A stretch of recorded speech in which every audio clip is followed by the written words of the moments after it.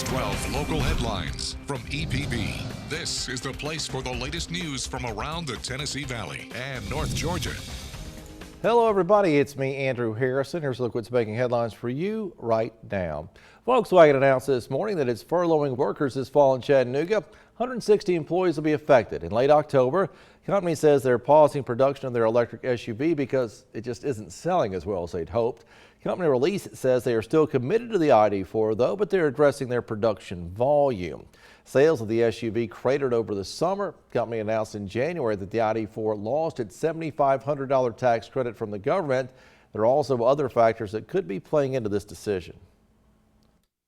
A lot of their inputs and their supplies are being affected by the tariffs on China, Mexico, for example, whereas a company like Tesla, who has more localized sources, is not being impacted by that. And so Volkswagen is faced with either having to raise their prices or figure out other ways to cut costs, whereas other EV companies are not facing that.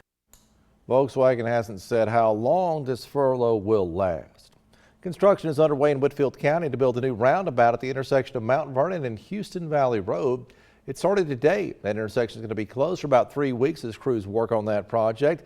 Roundabout was picked over traditional traffic signal because it's safer and more cost effective, we're told.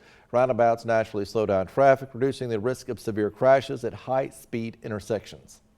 Roundabouts have a much better safety rating for slowing people down, causing them to enter the intersection at a slower rate of speed, and converting those high-speed crashes into, if there is an accident, it's more likely to be a lower speed side swipe type fender bender accident. So it reduces injuries and, of course, fatalities. Now, folks in Whitfield County are asking drivers to be patient, plan ahead, and use the marked detours out that way. I do thank you for joining us for your News 12 headlines. We'll be back in a mere 60 seconds.